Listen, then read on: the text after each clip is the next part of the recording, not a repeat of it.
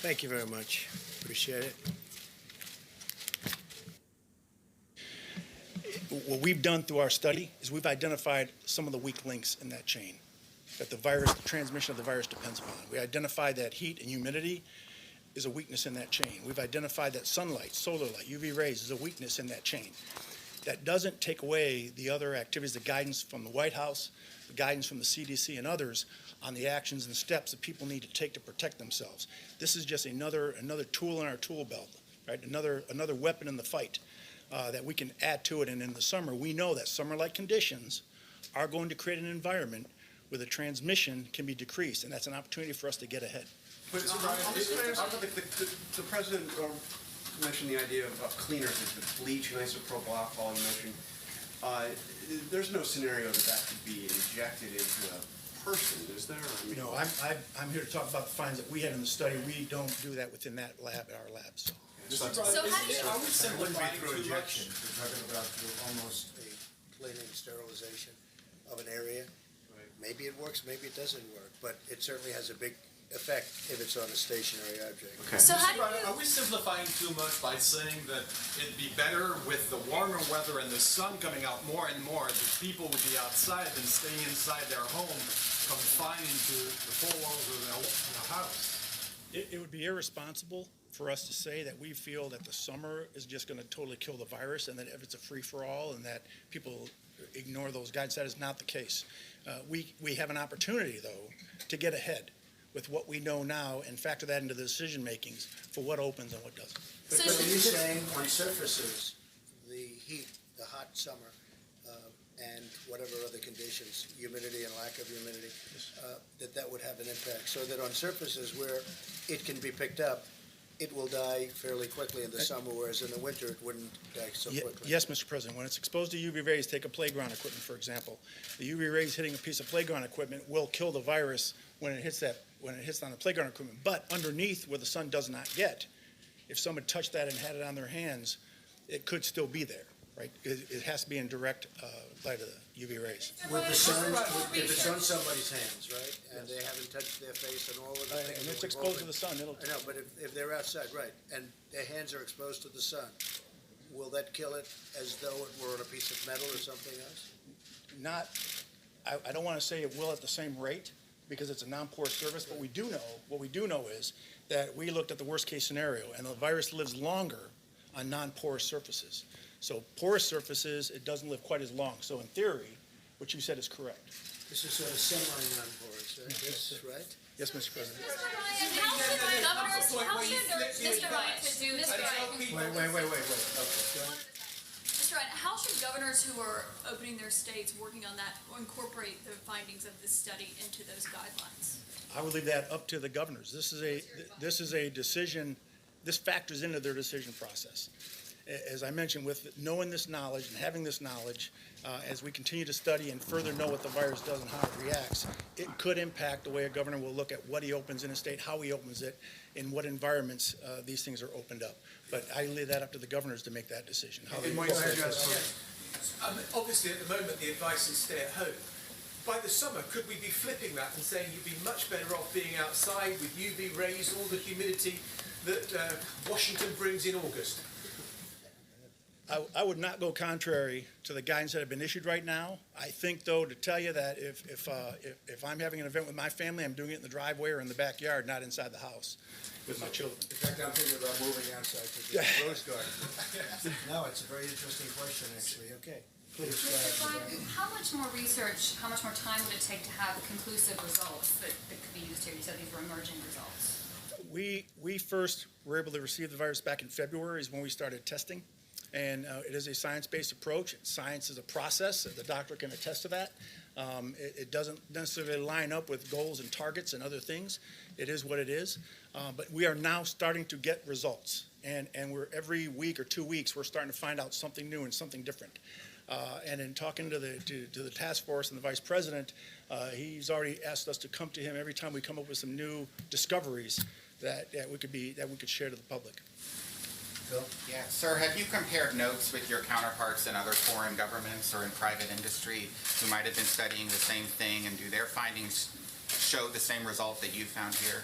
We do have a very good partnership with a lot of our allies. We work closely with them on this particular topic.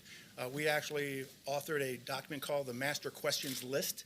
If you go to DHS-S&T's website, we've already had about 17,000 hits on this document. It actually outlines what all the countries in the world are doing to fill the certain gaps of knowledge that don't exist within the virus and what we do know. And that is really what targets and drives the science community to say, oh, what don't we know now, so we don't duplicate what other people have done. So we've championed that document. It's well referenced, and I would encourage you to look at that. And we are working with other countries on vaccines, as you know. Yeah, go ahead, Chris. Thanks, Mr. President. If there is a summer ebb with this virus, what would the federal government need to do to take advantage of that time? Say it at the beginning, what? Oh, so if there is a summer sort of ebb with this virus, what would the federal government need to do to take advantage of that time to be better prepared for a possible resurgence in the fall than we were the first Well, time I'll tell you around? one thing. I think a lot of people are going to go outside all of a sudden. People that didn't want to go outside, they'll be. To me, this was really a very interesting meeting. We covered in great detail, and these are incredible people at that. We could call it a laboratory because that's essentially what it is. It's a super laboratory. It's a lot of things going on at that laboratory. Right, but A lot of what very would you- interesting things going on at that laboratory. Yeah. What would you and other areas of the government need to do on testing, for example, or other things like that to be prepared if it came back in the fall? Mike, How would go you ahead. take advantage of the summer? It's actually a very good question. It's something the task force already has begun discussing, that we are, if a combination of factors, let me say again, as states put into practice the guidelines to open up America again, implement safe and responsible plans to open up their economies along the lines that the President unveiled a week ago today, as people continue to properly exercise social distancing as is recommended in each phase, that in combination with some of these findings could well give us a summer respite from the coronavirus.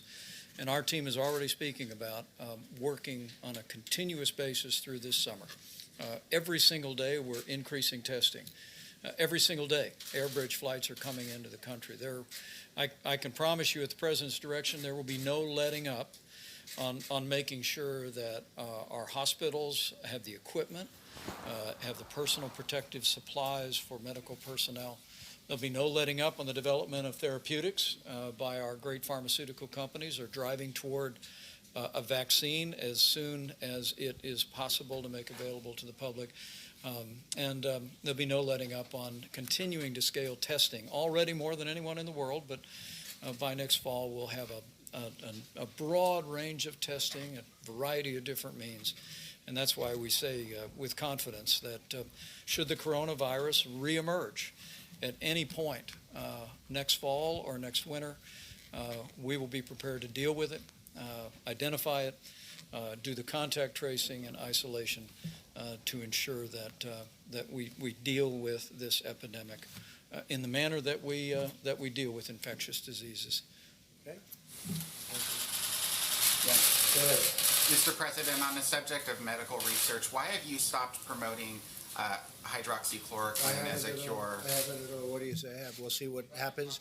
We've had a lot of very good results, and we had some results that perhaps aren't so good. I don't know.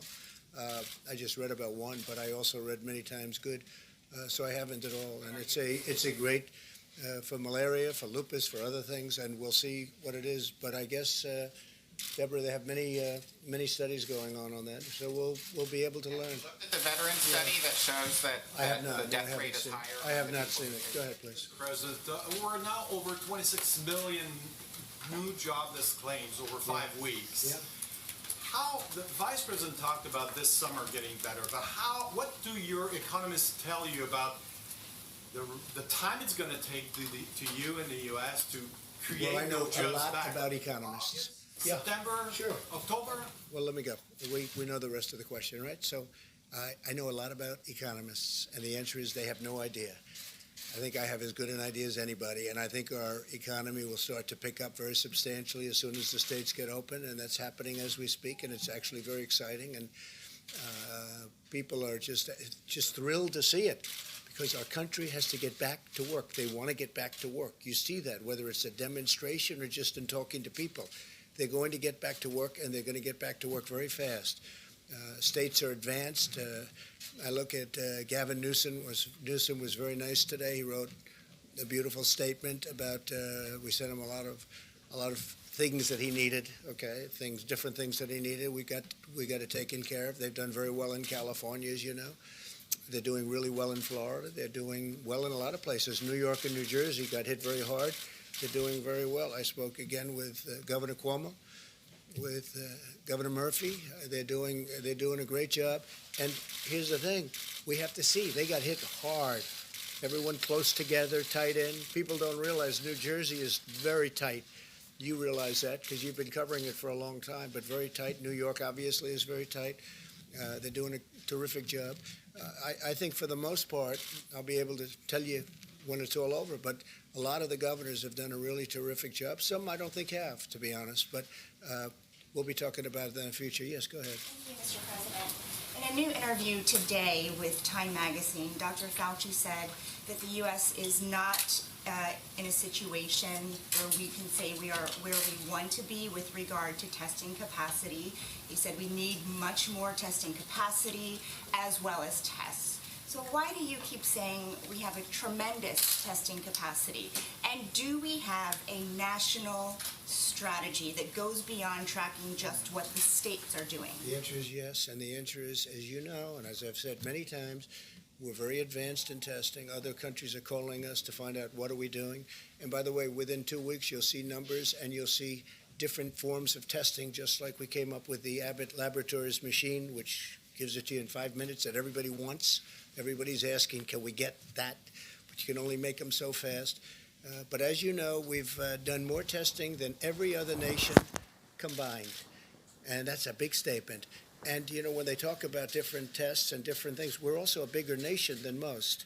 And so when they look at statistics, because statistically we're doing phenomenally in terms of mortality, in terms of all of the different elements that you can judge. When you look, Germany and ourselves are doing very well. We are very accurate in the reporting of numbers. In fact, I'll go a step further. As you know, in New York, they actually added quite a few deaths to a list that was done in New York, and they added a number of deaths. We're very, very highly accurate.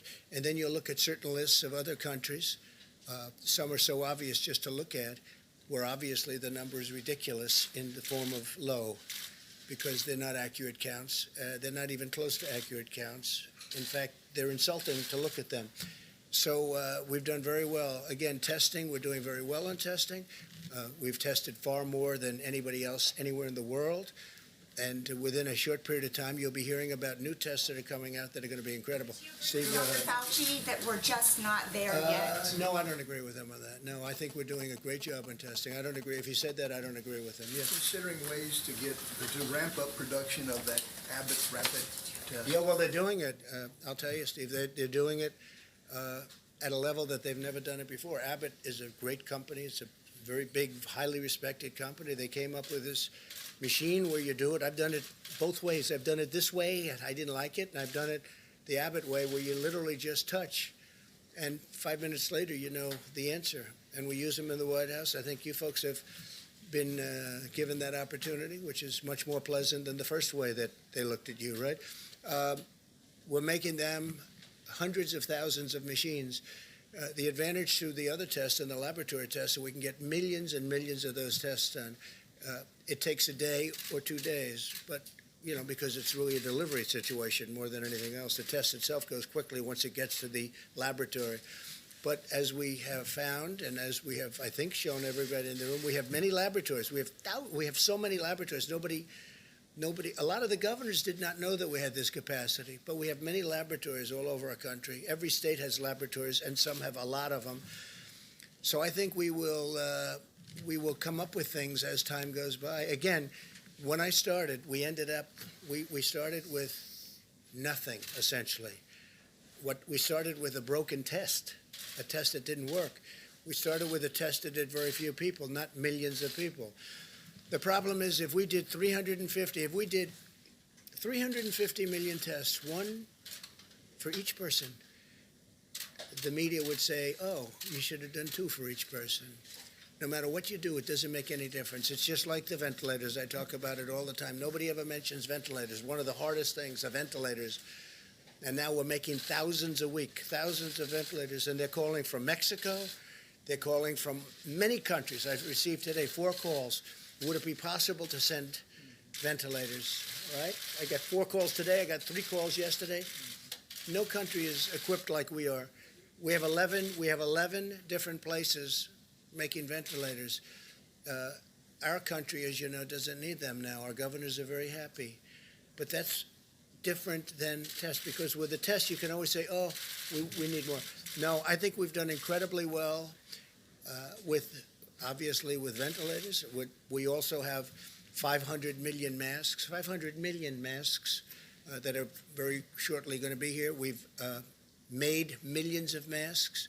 We have ordered millions of masks that have arrived and been distributed. We gave one hospital in New York City 300,000 masks. Before the virus, they were using 10,000, and now we got them 300,000, and they got rid of them very quickly, which I sort of say, how did that happen? Why? Because they became very valuable, the masks. So I say, how did that happen? But we've done an amazing job, and we've worked with the governors, and when the governors weren't able, again, they're the first line. When they weren't able to get something like ventilators, they couldn't get ventilators. They could have bought them. You could have bought them, but many of them chose not to. So they all needed ventilators. We got the job done. I'll be introducing the team when we're finished with this whole nightmare, this whole curse, this whole plague. But the team that worked on the ventilators was incredible. And the team that and it's a little bit interchangeable, but the team that's working on the testing is truly an incredible team. These are brilliant people. And they're doing it for the country. They're not doing it for other reasons. Some have been very successful. They're doing it for the country. Mr. President, Yes. the House has now passed, since you were here, the relief bill. Right. I'll be As you know, signing it probably tonight. As you know, there's no aid to states and localities in that bill. Mitch McConnell, of course, has talked about states seeking bankruptcy protection. His office referred to this as the idea of aiding states as a blue state bailout. What do you say to that? Do you agree with that, or do you agree with Governor Cuomo that is a vicious attack on these states that I have don't been think it's hit a by? vicious attack, but certainly some people do look at it that way. I've spoken to Mitch about it. I've spoken to numerous senators about it. And we're working with senators that are on the other side of the issue, and we'll see what happens. But we're looking to do what's right for the people of this country. We're looking to do what's right for a particular state, and we'll see what happens. But it's certainly the next thing we're going to be discussing, because some states have, in all fairness, John, some states have not done very well for many years, long before the virus came. You know, you can't blame the plague, this horrible plague that came in, and all of a sudden, they can't blame that. You look at Illinois. He's got a lot of problems long before the virus came in. And so we'll be talking about it. It'll be a subject for a period of time. And right now we've made this incredible deal for the workers and for small business. And I'm very happy that Harvard didn't get covered. We actually never sent them the check. But they were very nice about it. We never sent them the money. The old-fashioned way is the check. The new way is send them the money. And we didn't send them the money. But they were very understanding, and they were very nice about it. So was Princeton, so was Stanford, so were a number of other schools that you just don't associate with this money. So were big companies, as you know many of them. It was a relatively small amount of money compared to the whole, very small amount of money compared. But we wanted to be fair. We wanted to go to the people that it's supposed to go to. Are you open to this idea of state and local? I'm open to ideas that are going to be great for the people of this country. And if we can help states, we're always going to help states. Now, there's different ways of helping states. Some ways are better than others. So we're looking. It is interesting that the states that are in trouble do happen to be blue. It is interesting. If you look around, the states that seem to have the problem happen to be Democrat. And New York and New Jersey got hit by this, but this New York virus, and New Jersey were in a lot of trouble Massachusetts. long before the plague came. And they were, they had a lot of problems long before the plague came. I spoke with Governor Cuomo about it, spoke to Governor Murphy about it. I spoke with Gavin Newsom about it. And I'm speaking to a lot of people about it, because it's probably going to be the next thing on the list. A lot of people understand very well what Mitch is saying, and they also understand the other side of the problem. And I'll be speaking about it. We're going to do the right thing for our country, the right thing for our country, and the right thing for a lot of great people. Okay? Yeah, please. Mr. President, after the presentation we just saw about the heat and the humidity, is it dangerous for you to make people think they would be safe by going outside in the heat, considering that so many people are dying in Florida, considering that this virus has had an outbreak in Singapore, places that are hot and are humid? Here we go. The new headline is Trump asks people to go outside. That's dangerous. Here we go. Same old group. You ready? I hope people enjoy the sun. And if it has an impact, that's great. I'm just hearing this, not really for the first time. I mean, there's been a rumor that, a very nice rumor that you go outside in the sun or you have heat and it does have an effect on other viruses. But now we get it from one of the great laboratories of the world, I have to say. It covers a lot more territory than just this. This is probably an easy thing, relatively speaking, for you. I would like you to speak to the medical doctors to see if there's any way that you can apply light and heat to cure. That if you could, and maybe you can, maybe you can't. Again, I say maybe you can, maybe you can't. I'm not a doctor, but I'm like a person that has a good, what. But sir, you're the president. Deborah, have you ever heard of that? The heat and the light relative to certain viruses, yes, but relative to this virus? Not as a treatment. I mean, certainly fever Yeah. is a good thing when you have a fever. It helps your body respond. But I've not seen heat or light. I think it's a great thing to look at. I mean, okay? Respectfully, sir, you're the president, and people tuning into these briefings, they want to get information and guidance and want to know what to do. They're not looking for rumors. Phil, I'm the president, and you're fake news. And you know what I'll say to you? I'll say very nicely, I know you well. I know you well, because I know the guy. I see what he writes. He's a total faker. So are you ready? Are you ready? Are you ready? It's just a suggestion from a brilliant lab by a very, very smart, perhaps brilliant man. He's talking about sun, he's talking about heat, and you see the numbers.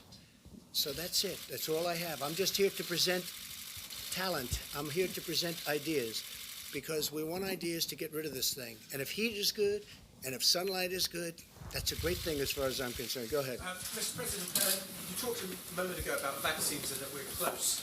How close do you think, the Oxford University study says they could have one by September. Do you think the pharmaceutical companies in the US around They could have one of what? They could have a vaccine ready, tested by Oxford's September. one, Johnson & Johnson is working. They're also working together. You have many companies working together on a vaccine. Then do you think they can scale up production and the pharmaceutical companies will be able to do that quickly? We'll scale it up. If we had a vaccine, it'll be scaled up very quickly. In fact, some of the companies, Johnson & Johnson is one, is scaling up already before they have the final answer. A number of companies are doing that. You'll save a lot of time. The normal is you scale up after. I have to say the FDA has been fantastic. Stephen Hahn, Dr. Hahn, has been fantastic. They're moving along rapidly. Would you say, would it put a time scale on when you No, I think don't want it's- to put a time scale, because then the media, the so-called media, lamestream media, will say, he said a time. I don't want to say times, because every time I say a time, if you don't hit it, they'll say. So I don't want to talk about time. But I will say that there's been tremendous progress made over the last month. And can I just ask a very quick question? You Yeah. spoke to Boris Johnson this week. I I did. just wonder how he sounded, how he was. I did. When do you think he'll be back at He work? called me a few days ago. I will tell you, he sounded incredible. I was actually surprised. I thought it'd be like, oh, Donald, how are you? He was ready to go. I'm very surprised to tell you this. It's like the old Boris. Tremendous energy, tremendous drive. I was very surprised, because he called me almost, pretty close to when he got out of the hospital. I think he's doing great. He was so sharp and energetic. Pretty incredible. He's an incredible guy. He's a friend of ours and a friend of mine. He loves our country. He loves his country a lot, but he loves our country. He respects our country. And they're lucky to have him over there. Please. Mr. President, you a couple days ago said that you might reach out to Kim Jong-un directly, but also that you were working to find out if those reports about him being in possible medical trouble were true. I'm wondering if you've either... I hope he's not in medical trouble. I hope he's not. Have you heard anything from I've gotten North along Korea? very well with him. And, here we are. You would have been in a war with North Korea if I didn't get elected president. Remember, I was going to be the one that took us into war my first day in office, okay? Here we are. Look at what's happened. Withdrawal. We're bringing people home. We're not going to serve as policemen all over the world. I don't want to be policemen all over the world. But have you been able to leverage And yet I've relations- rebuilt our military to a level that it's never been built at before. have you been But able it's to get never more information- recognized by the fake news. Go ahead. Have you been able to use that relationship to get more information about his status? I think the report was incorrect. Let me just put it that way. I think the report was done by a network that was incorrect. I'm hearing they used old documents, but that's what I hear. I hear the report was an incorrect report. I hope it was an incorrect report. When was the last time you heard from him? I don't want to say. Yeah. Since you pointed to me, just a quick question about that. So you haven't made any contact, though, just to make sure? With who? The North Koreans? I don't want to say. I won't say that. Okay. We have a good relationship with North Korea, as good as you can have. I mean, we have a good relationship with North Korea. I have a good relationship with Kim Jong-un, and I hope he's okay. And somebody would say, oh, that's terrible. No, it's not terrible. I hope he's okay. And I think it was a fake report done by CNN. Can I ask you a question? What do you have? Go So ahead. I No, that's can I- enough. Go ahead. Can I ask, but that wasn't my question. The problem is you don't write the truth. So, as far as I'm concerned, I want to go to the next Can I one. ask you a question about? No, not CNN, please. Go ahead. The White House has You not don't- responded to the I told you. CNN is fake news. Don't talk to me. Go ahead, please. But he says he was retaliated against, and that's why he was. Do you have a response to that? Okay, next question. Mr. President, I have two questions, one on behalf of a colleague who's not here because of social Just distancing. ask one, please. First one, could you talk about your decision-making process with Over the my governor what? of Georgia? You The yesterday said. controversy? Well, you said yesterday that you told the governor of Georgia I you did. were concerned. I had a good about- talk with the governor of Georgia. Earlier in the week, you spoke and you did not convey this kind of message. Was there a I change did in your convey thinking? the message. I didn't like the fact that he's leaving certain things. I want the states to open more than he does, much more than he does. But I didn't like to see spas at this early stage, nor did the doctors. Is that a correct statement, Deborah? I didn't like to see spas opening, frankly.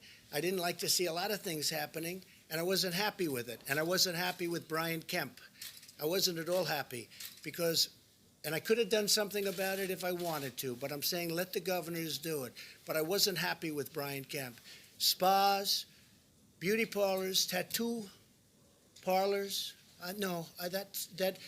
And by the way, I want them to open, excuse me. I want them to open, and I want them to open as soon as possible.